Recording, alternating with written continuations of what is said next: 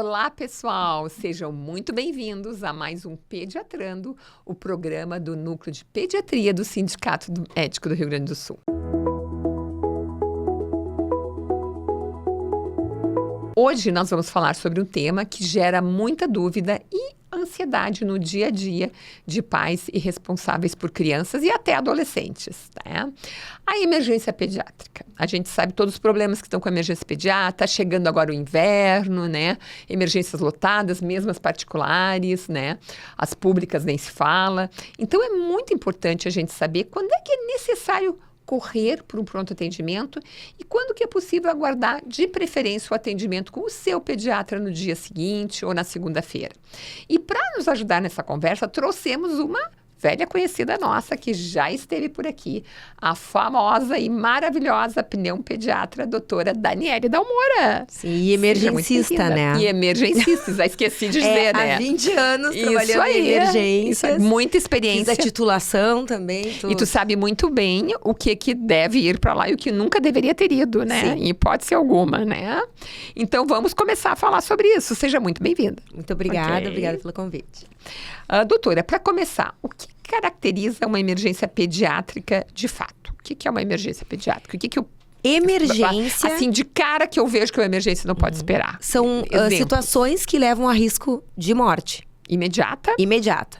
Tá? Então, uma parada cardíaca, uma arritmia, uma queimadura extensa, uma crise de asma, que a pessoa está muito dispneica, com muita falta de ar, com esforço para respirar. Isso. Que mais? E qual é a diferença entre urgência e emergência no contexto pediátrico? Explicando de uma forma prática para os pais. Tá. Qual é a diferença entre... Então, é que às vezes as pessoas confundem isso, a urgência e a emergência. Como a gente usa o Manchester, eu vou comparar com as cores também. O que é o Manchester, doutora? O Manchester é um protocolo feito com várias características clínicas do paciente e sinais vitais para tentarmos definir quem é mais grave, mais urgente numa emergência. Quando nas emergências só iam quem tinha risco de morte, não tinha esse problema, não se precisava triar. Mas era mais claro. Claro, com o volume absurdo de atendimentos que existem nas emergências, nós acabamos tendo que ter um sistema para não deixar quem está em risco aguardando, enquanto alguém que não precisaria estar ali está sendo atendido. E, bom, agora vou fazer um parênteses, pessoal. Por que isso está acontecendo? Porque no posto não tem mais o pediatra. Então, tu acaba não sabendo a diferença. E muitas vezes é para emergência e aí tem que ter um critério. E esse critério, ele é aplicado geralmente não pelo médico, mas por um enfermeiro, né? Por uma enfermeira ou enfermeiro, eles triam, fazem a primeira avaliação, veem os sinais. Por isso que primeiro se conversa com a enfermagem e não com o médico. E a cor é definida pela frequência cardíaca da criança, pela saturação, pela temperatura. Saturação é a quantidade de oxigênio no sangue. Então, são vários sinais objetivos que vão nos dizer se esse paciente está grave ou não. Pressão arterial. Exatamente. A frequência respiratória, Às né? vezes, Então, a enfermeira está analisando também, tudo o açúcar isso. no sangue, tudo isso eles avaliam, olham o estado geral da criança. E como é que é essa classificação? Conta aí pra nós, porque às vezes a pessoa recebe a corzinha lá e não entende o que quer dizer. Isso. Aí, assim, falando, o paciente vermelho é o paciente da emergência. Tá? Que é aquele Esse que é o já paciente entra que deveria ter ido vai mesmo. direto pro box, exatamente, é atendido, recebe manejo grave. na hora. É o paciente grave. É para grave. ele que foi desenvolvida essa emergência. A emergência é para ele. Era só para ele, na verdade. Exatamente. Tanto que é o paciente que não espera. Ele chega, ele é atendido automaticamente. Porque ele tem risco de morte. E por isso que ele tinha que ter uma equipe pronta esperando por ele. E não atendendo casos que não precisariam, né? Que infelizmente acontece no Brasil, né? E daí, em segundo lugar, nós temos a cor laranja, que é a dos pacientes urgentes. Então, emergência é risco iminente de morte. Urgência a gente precisa dar atenção, porque é alguém que pode desenvolver gravidade em pouco tempo. Aí depois nós temos o paciente amarelo, que é o paciente que está estável, mas com uma situação que merece ser atendido em emergência. Por exemplo, uma febre, uma coisa assim. Uma febre com mau estado geral, paciente vomitando, que não está desidratado, que vai precisar ser atendido num setor de emergência. E aí nós temos depois os verdes e azuis, que são os pacientes que não deveriam estar num setor de emergência, que foram lá buscando um atendimento rápido, Por N motivos, às vezes não tem tempo de marcar Exatamente, consulta. às vezes pela praticidade, vou lá e já resolvo. Só que esse vou lá e já resolvo acaba levando, às vezes, no mínimo 3 a 4 horas. E tirando o lugar daqueles que precisam muitas vezes. E atrapalha porque, enquanto a enfermeira está triando um desses casos que não precisaria, ela não está triando o urgente que pode estar chegando. E pior, acalmando, porque essas pessoas são as que brigam na emergência, geralmente, não são? Sempre, nunca vi um que não fosse são verde ou azul que brigam. Chutam o médico, chutam a São as que enfermeira, agridem. chutam as paredes. Não são porque os eles estão graves, cansados né? de esperar, porque não deveriam estar ali. Então, todo mundo que chegar com algum critério de emergência ou urgência vai passar na frente. Sim. Então, eles ficam horas. E isso irrita a pessoa. E acaba agredindo o coitado profissional, que na verdade está ajudando todo mundo, porque são pacientes que não deveriam estar ali. E que teriam que questionar o poder público por que não tem um lugar para eles, aonde deveria ser, e não a emergência, né? Sem contar que no momento em que se agride um funcionário ou algum médico, para todo o atendimento. Tu prejudica todas as pessoas que estão além de ti e tu também não vai ser atendido. Porque se chama a polícia, aí a gente tem que ir para avaliação no serviço médico. No mínimo, desloca 2 a 3 pessoas do atendimento. E isso faz com que aí sim, aí perde de vista os uma coisa atendimentos. que muitas vezes as pessoas não lembram é que esse médico, ele trabalha só em emergência. Ele trabalha plantões de 12, 24 horas. Ele precisa de 1 hora para checar o seu celular, para tomar um café, para fazer um pipi até no humano, banheiro. tem que Ele ir é ao humano. banheiro, com Ele certeza. precisa, às vezes, parar. Porque ele também se abala com quadros graves, né? Ele precisa, às vezes, parar e descansar. Sim. E muitas vezes, nesse momento, aquela ficha vermelha, aquela ficha azul ou verde, não entende isso, acha que ele tá ali tá rindo por uma brincadeira entre os... E não dele, e vai lá e agride, chama um vereador, que é pior ainda, né? Alguém que não entende, que entra ali e atrapalha tudo, né? Então, Ninguém consegue trabalhar consecutivamente 24 horas por dia. É impossível. Hoje, o que tu... Eu sei que eu não estou te perguntando disso em termos estatísticas concretas, mas se tu tivesse que chutar com a tua experiência, quanto % realmente deveria estar naquela emergência e quanto não deveria? Quanto por cento? 10% no máximo é paciente de emergência e urgência. E 90%. Gente, verdes 90%. e azuis. Tosse, que tá um tempão tossindo. É febre, que teve um pico, começou agora. Às vezes é 37,7, nem chegou a 37,8 que poderia ainda. estar sendo atendido no posto no outro dia. Poderia ou numa aguardar. UPA, É que as pessoas estão muito ansiosas, né? Sim. Então, não conseguem manejar. Tu precisa terceirizar as responsabilidades. Então, tem gente que liga pro pediatra e nem medicou ainda pra febre. Isso acontece também nas particulares, Sim. né? Não é só no SUS, isso né? não é só SUS, isso não é um geral. privilégio do SUS. Não, é geral. Então, prestem atenção, gente. Então, isso é um dado muito... E o gestor também tem que entender isso. Ele, muitas vezes, quando tem uma emergência que consegue fazer com que seu público entenda e venha mais só os casos graves, e às vezes ele entende que aqueles emergencistas estão ociosos. E começa a sobrecarregar ele, achando que aquele médico da emergência não pode parar. É o contrário, em qualquer país desenvolvido, o médico está lá calmo, tranquilo, para poder estar pronto quando a verdadeira emergência chegar. Exatamente. Então, o gestor também está errado. E nós temos que começar a cobrar do secretário da Saúde, do prefeito. Concorda comigo? Concordo. Eu acho que isso é importante as pessoas entenderem, existe né? uma sobrecarga. E os pacientes acabam sendo atendidos em vários lugares, não por um pediatra, né? As crianças. Exatamente. E eu recebo, às vezes são coisas fisiológicas de um recém-nascido, ou seja, é normal. Vamos traduzir, pessoal. É normal. Coisas normais É normal que aumente o mamilo do bebezinho nos primeiros meses. Ou que o xixi saia com uma coloração avermelhada. Ou que tem um cocô líquido depois de cada mamada no E primeiro os mês de médicos vida. dos postos mandam, tipo, pra emergência do clínica, situações assim, que eu tenho que olhar pra mãe e explicar, não, isso é normal. Faltou aquela aula, porque é um mundo pediátrico.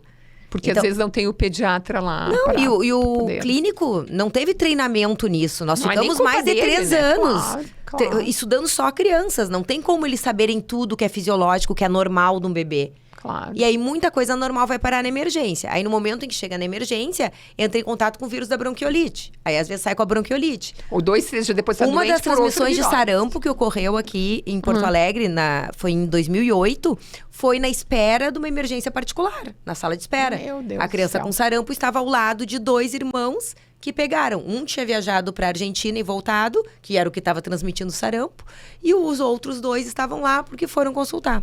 E provavelmente nem era um caso que precisariam ter na emergência. Não eram, nenhum deles. Ou seja, era não teriam pego sarampo, entendeu? Se a mãe bom, não vamos culpar a mãe aqui, mas se a família muitas vezes não tivesse menos ansiedade. É que tem que priorizar o consultório do pediatra. As pessoas esqueceram disso. Porque tem que marcar horário, é um pouco mais difícil, as pessoas querem ir resolver e vai que tem que fazer o raio-x, já faz tudo na hora. Eles querem tratar a sua ansiedade, né? Exatamente.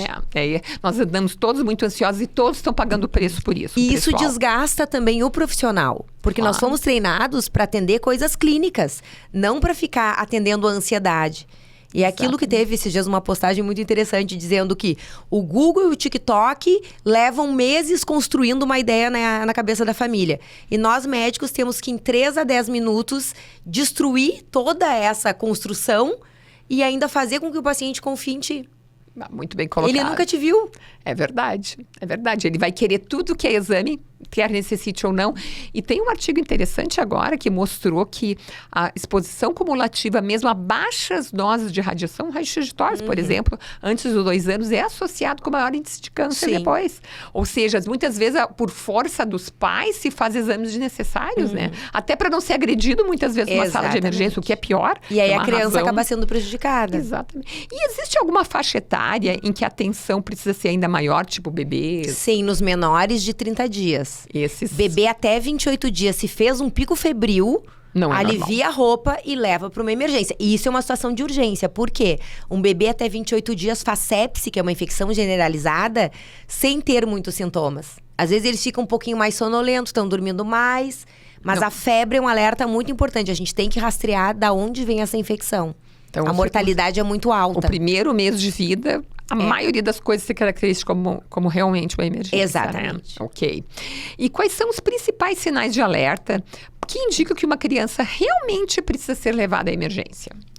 Esforço para respirar. Então, uma criança que está ofegante não é obstrução nasal, é esforço pulmonar, que faz abdominal para esvaziar o pulmão, demora para esvaziar, que fica gemente, que não está conseguindo nem falar sem puxar o ar, que tem a fala entrecortada. Uma criança que está respirando que nem o segundeiro do relógio o tempo todo, não só quando está com febre, que significa taquipneia, que é a respiração mais rápida. Se a criança começa a fazer algum barulho, tipo de estridor, que é uma puxada do ar, tipo... E isso é um fator de risco que pode estar obstruindo a via aérea. Crianças que estão com os olhos e a boca inchada, pode ser uma anafilaxia. Crianças que estão convulsionando, mesmo que a criança tenha crise convulsiva febril, quem decide se foi por febre ou não é o médico. Por quê? Porque tem que examinar. A gente tem que excluir meningite em qualquer quadro convulsivo. Acho que basicamente isso. São os mais importantes. Sim, vômitos. Uma criança que está vomitando não consegue ingerir nada via oral. Não dá para deixar a madrugada toda vomitando em casa para ver se passa. Precisa de uma medicação injetável para não desidratar. Mas falando sobre vômitos, hoje nós estamos com bastante surtos de gastroenterite, né? Desde norovírus até tudo que é vírus por aí, né? Os pais também podem fazer uma prevenção combinando com o seu pediatra, né? Que medicações eles podem usar, por exemplo, se tiver vômitos, já ter alguma coisa já em tem casa. organizado em casa. Exatamente. Tipo um Ondife, que é um dancetrona. Que é uma coisa extremamente interessante, né? Então, conversar sempre com o pediatra sobre isso. Ter o básico em casa, uma medicação para vômito, medicação para febre ou dor. Porque hoje nós temos essas medicações em película, sublingual e tal, que mesmo se a criança vomite, já absorveu, não vai ter grandes problemas em meia hora, né? O famoso sorinho de reidratação oral. Hoje a gente estava num grupo de médicos fazendo um documentário da pediatria, sobre a história da pediatria do Rio Grande do Sul, e nós estávamos lembrando no antigo Santo Antônio que a maior causa ali era a desidratação. As crianças desidratavam muito facilmente, entravam em choque, era um horror. E desde o advento do soro de reidratação oral, que é o famoso sorinho caseiro, que as pessoas até esqueceram como é que se faz, porque agora é dado nos postos, né? Mas, na verdade, nada mais é do que sal, água e açúcar, na dose ali da colher medida, e impediu a desidratação, né, Dani? Isso aí é uma coisa que as pessoas podem fazer em casa. Como é que faz isso aí para evitar desidratar?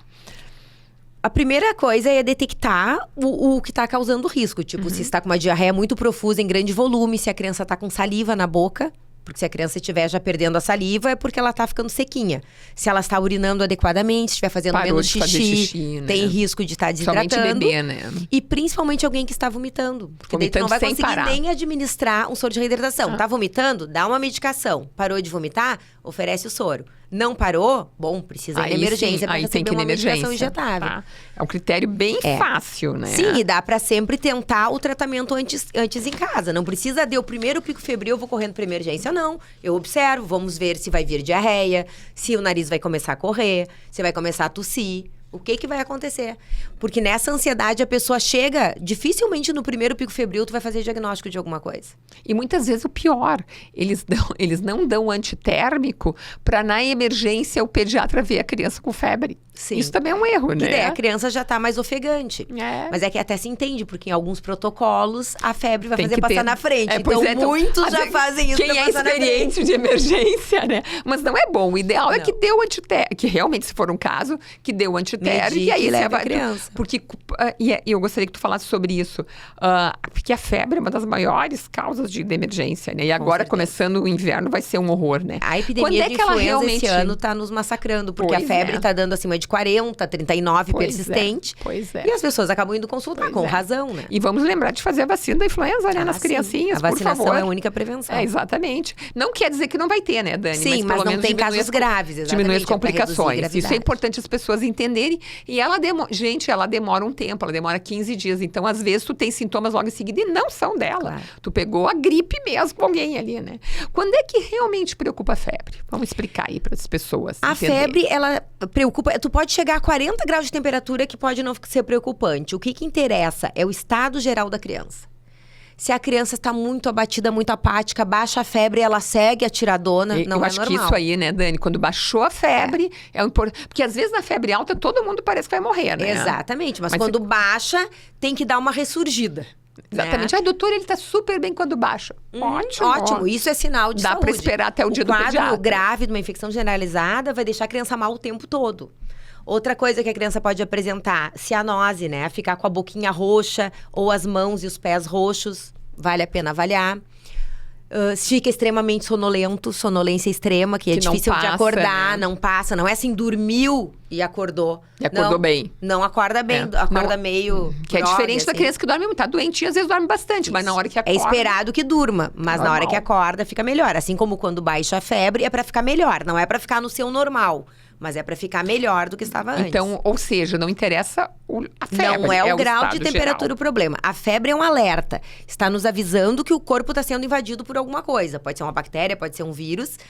E conforme o grau de temperatura, a gente sabe o quanto se está brigando ali com o vírus ou a bactéria. Sim. Eu sempre oriento o paciente que está com febrão acima de 40, reavaliar a cada 24 horas. Sim. Febres mais baixas, espera 2 dias e vê para que lado vai a evolução. Exatamente. E vamos falar um pouquinho da questão da asma, que agora, né, acho que aqui no Brasil tem estatísticas dizendo que em algum município tem mais de 50% de prevalência, pode ter, né? Muito alta. Depende da parte geográfica. Depende da parte, e acho que o Rio Grande do Sul talvez falte até dados melhores para nós entendermos melhor, né? A nossa demografia da asma. Eu vi um estudo, que foi de 2012, que mostrava que uma grande parte das crianças do 9º ano das escolas privadas e estaduais tinham crises de asma. Mas só 13% delas tinham diagnóstico de asma. Isso aí. Então, por isso que nós somos muito subdiagnosticados ainda, tá? Esse estudo, se não me engano, foi em Santo Ângelo. Fizeram numa cidade e foi espantosa a prevalência. Então, se a gente fizesse mais, eu acho que nós íamos perceber que isso aí é bem mais frequente.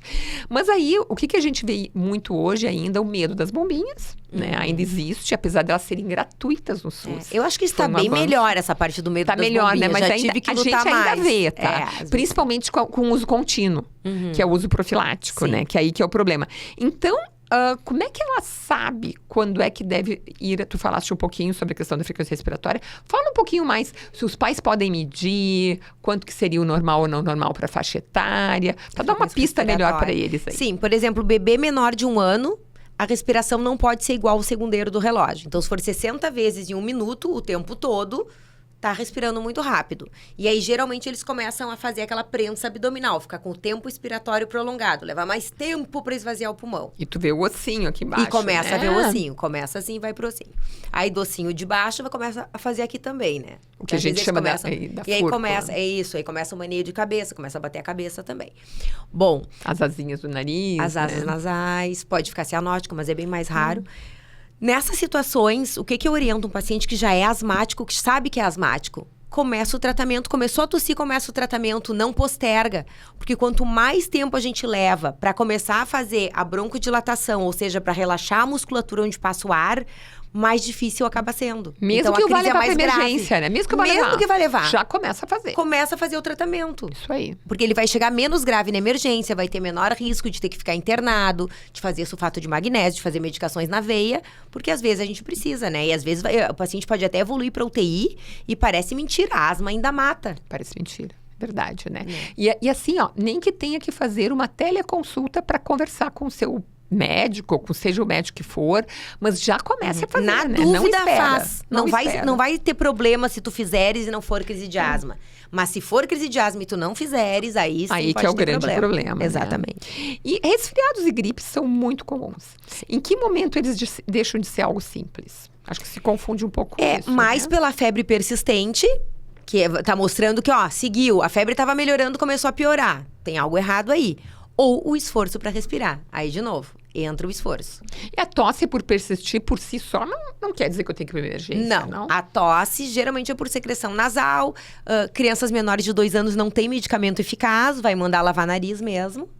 Tá. Então, é basicamente isso, assim. Ou seja, aí até tem que avaliar com o seu pediatra e tudo, Isso, mas mas não não precisa ir pra na emergência. Porque ela tá 1 mês com tosse, não é pra quando é que vai ir na né? emergência, por exemplo? Se começou com estridor, aquele que ocorre geralmente de madrugada. No Tem meio que da ir no noite. hospital e vai nebulizar com adrenalina. Aí é uma coisa que precisa ir. Fora isso, tosse, se não é uma tosse horrorosa, que só quando deita tosse e dorme bem, espera e vai no outro dia no pediatra. Eu acho que falta isso. As pessoas estão muito fixadas na emergência. É como se fosse resolução imediata. Exatamente. Tipo um fast track, assim. Exatamente. Chega, eu quero resolução. Exatamente. Mas nem sempre é assim. Isso eu ouço muito. A emergência é mais efetiva lá, eu faço todos os exames. Sim, além de fazer exames desnecessários, às vezes... Submeter a criança à radiação. Acaba saindo com tratamentos que, se fosse o pediatra, poderia não fazer. Por quê, gente? Não é porque o médico da emergência é ruim. Muitas vezes ele vai dar um antibiótico porque ele não conhece a mãe, ele não sabe como vai evoluir. Não então, tem como ter o segmento, tu não vai ver esse Exato. paciente. E aí Se é tu não teu quer paciente de arriscar. consultório, ele te liga, tu Exatamente. marca uma revisão. É totalmente diferente o manejo. Exatamente. Na Então, emergência, tu sempre vai apostar no mais. e o pior é aquele que é manejado só na emergência, né? Esse Muitos. sim, né? Que faz predizinho todo mês. Tem uns que eu brinco Antibiótico todo que mês. o pediatra da criança não é o nome que eles me dão, sou eu, porque estão sempre ali comigo. Só pode, né? Sim, Só pode, a gente faz né? puericultura na emergência, que é aquela consulta de rotina. Tem vários pacientes que tu conhece pelo nome, tu já lembra o que teve, tu sabe as medicações que foram usadas, a gente acaba sabendo como se fosse de consultório. Não, e às vezes a anamnese de consultório, não, eu fui no pediatra, mas quem era o pediatra? Era de emergência. Sim. Isso não era ir no pediatra, isso é ir no pediatra de emergência, é Uma vez diferente, uma né? paciente chegou na Santa Casa dizendo que a pediatra dela era a doutora Daniele Dalmora. E era eu que estava junto na triagem. E eu disse, não é não. E ela, é sim, como tu dizes que não? Eu digo, não, porque eu sou a Daniele Dalmora e não te conheço. Essa foi ótima. Era a Aí pediatra que ela só assinava fez, os boletins. e fez assim. Não, e o que é pior é que ela nem conhece a pediatra, mas ela sabe o nome porque é o nome das receitas, entendeu? Exatamente. Como atende sempre na Em emergência. alguma não- vez eu devo ter atendido. Não foi mais de uma porque eu fixo. Quando é mais de uma vez, eu já sei que eu atendi. Essa foi muito boa. Bom, então, agora vamos pensar ao contrário. Quais são os casos mais comuns de ida não necessária, desnecessária ao pronto atendimento? Febre que recém iniciou. Tosse, tá tossindo há 1 mês, 2 meses. Inacreditável, né? Lesões de pele, às vezes. Tô com coceira. Teve uma vez um adulto que eu vi na triagem, que tinha queimado a sola do pé. Escabiose ainda vão para emergência. Escabiose ainda vai. Sarna, pessoal. Bastante. Sarna. Vai também micoses, vão. Picada de mosquito, vai Meu seguido. Deus, imagina, prurigo. te dá um lugar que não é para isso. Pensando, né? 90% dos casos. Exatamente, a grande maioria. A gente atende rápido. Aí não tem sistema de saúde que aguente, né? Não tem Exatamente. como. Mas é que são pessoas também que no SUS não tem mais pra onde ir. Na privada que mais me choca, porque tem pra onde ir. Tem consultório de pediatra vazio. Exatamente. Nós nunca tivemos tanto pediatra Os na pediatras medicina têm privada. horário, sim. Tem horário. Eles têm horário. Tu liga, tu verdade. consegue encaixe pro mesmo dia. É verdade. E se o teu pediatra não tem nunca horário pra encaixe, repensa, porque o teu pediatra não está sendo o teu pediatra. Ou tem algum outro pediatra, gente. Tem Tem muito mais de pediatra. um? Tem mais de um. Isso aí não tem, Que seja, não mas tem tu problema, tem que ter né? alguém que confie, para que possa discutir as situações dos filhos e não ficar no estresse de ter que ir na emergência, passar madrugada numa emergência. É verdade. E expor a criança ao ambiente hospitalar, como tu falaste, como esse exemplo onde vão do sarampo, as doenças. né? É onde... Quer procurar um lugar para achar a doença, vai ser na emergência. Vai ter vários não doentes, mas vai ter o doente de verdade, Então, um resuminho aí. Como é que os pais podem se sentir mais seguros para observar em casa sem culpa? Tá, primeira coisa é observar, respira, medica e observa. Ah, bom, piorou, tá com esforço para respirar. Bom, leva para avaliação. Pode também, às vezes, ligar para o seu pediatra, mandar um vídeo para o pediatra de 1 minuto para mostrar como está a respiração da criança. Isso dá para fazer também. Mas tem que ter alguém que a pessoa confie para lidar com essas situações. E nos mais velhos, a gente tem que lembrar que também tem... Os adolescentes também têm crise de asma, né? Com começo da certeza. adolescência. Mas aí a frequência respiratória é um pouquinho diferente, né? Aí é menos, Lembra aí para eles porque a frequência respiratória normal de um adulto é até 20, mais ou menos. Mais 20 que isso, movimentos respiratórios em 1 minuto. 20 movimentos respiratórios em 1 minuto. Então, é bem mais devagar que uma criança que o normal pode ir até quase 60, do menor de 1 ano.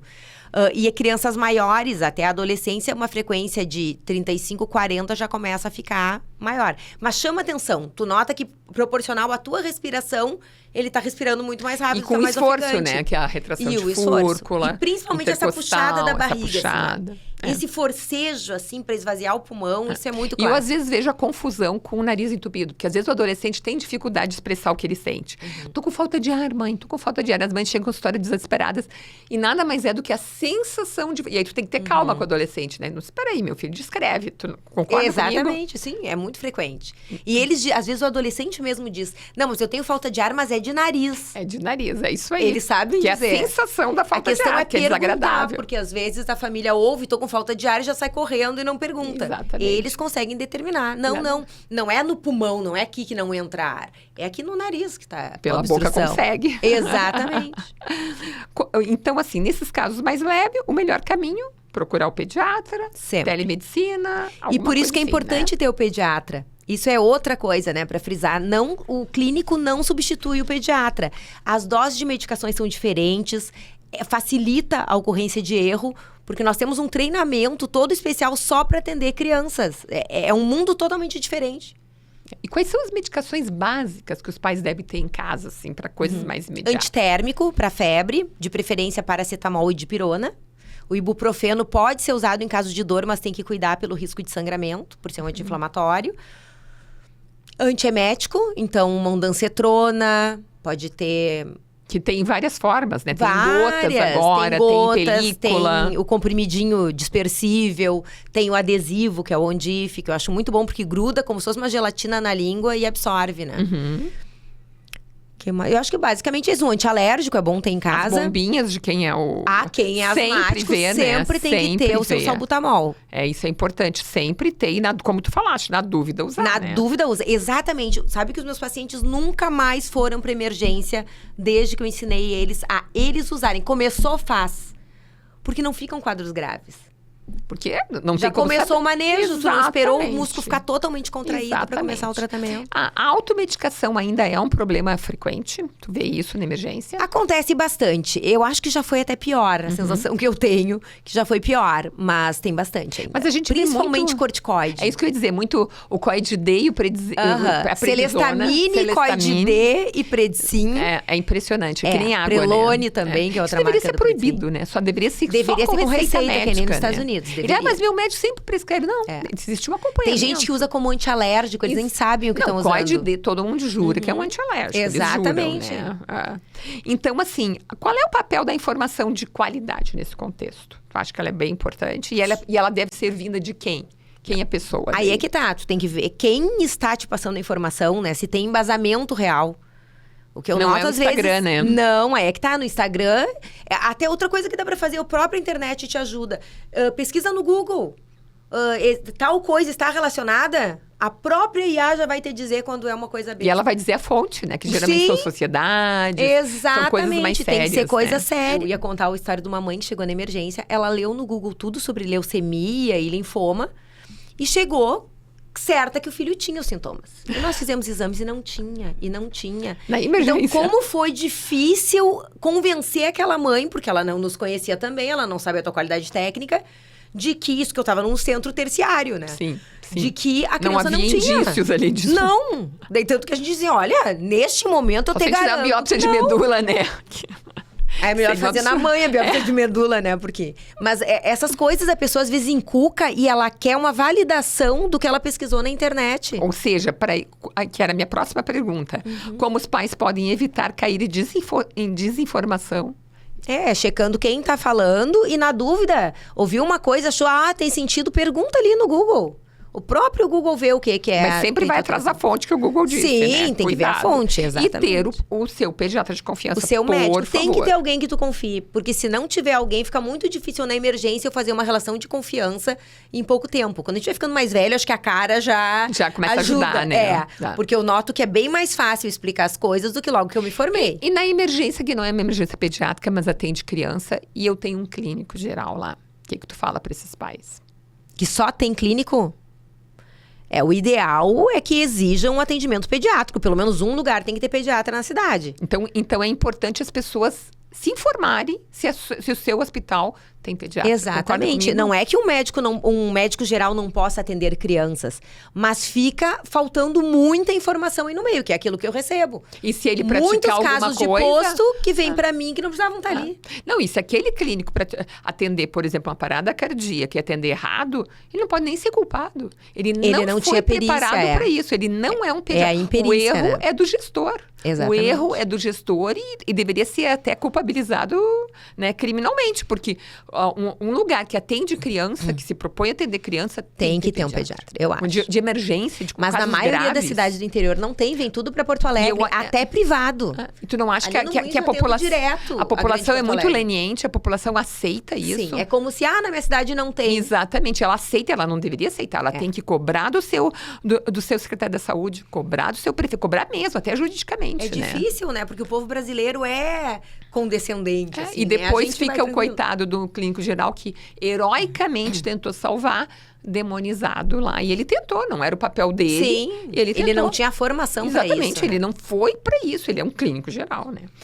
Então, vamos terminando aqui hoje. Gostaria de dar uma última palavra para os pais aí. O que tu deixaria aí de orientação Olha, eu principal? acho que a minha principal palavra seria calma. Respira. Primeira coisa, seu filho tá com febre, respira, dá um antitérmico, molha o cabelo, põe um paninho gelado na testa, espera e vê como vai ser. Não precisa sair desesperado. Tá convulsionando? Mesmo assim, vira o rosto pro lado, pra a língua não obstruir a via aérea, nem se afogar com secreção. Põe no carro e leva até uma emergência. Eu já vi casos de pessoas saírem desesperadas e morre toda a família num acidente por uma crise convulsiva daí porque bateu o carro. Então, a primeira coisa, respira.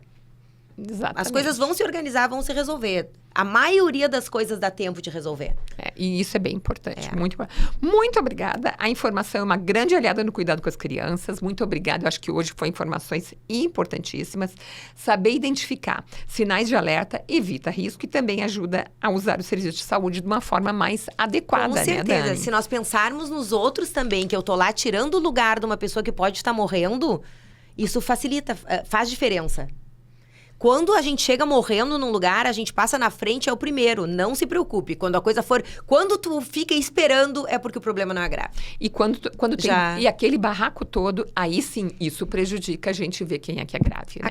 Porque a gente tá todo mundo emocional. São seres humanos envolvidos naquela briga. E aquela pessoa que tá grave pode não ser vista nesse momento e realmente pode morrer. Mas por culpa daquelas pessoas que nem deveriam estar na emergência. Às vezes tu não tá vendo o atendimento, mas tem atendimento interno. Uma mãe invadiu um dia a passagem de plantão da enfermagem. A passagem de plantão precisa ser feita, senão vão morrer os pacientes que estão lá dentro internados. Exatamente. Disse que estava todo mundo parado conversando. Eram umas 25 pessoas, mas passando o cuidado de umas 30 crianças. Óbvio. E assim o dia são 12, são não 24. Não tem como, senão a medicação não vai ser administrada, vai ser administrado algo errado. Exatamente. Precisa, essa passagem de plantão, essa coisa dos colegas sentarem e passarem o caso clínico é importante, é necessário.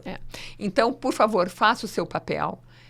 Observe suas emergências, se tem pediatra ou não. Cobrem de tem que cobrar e não do coitado do médico que está lá fazendo o seu papel. 90% não precisaria estar na emergência, dito por uma emergencista. Muito obrigada, Dani, por muita informação. E mais um Pediatrando para vocês. Espero que tenham gostado.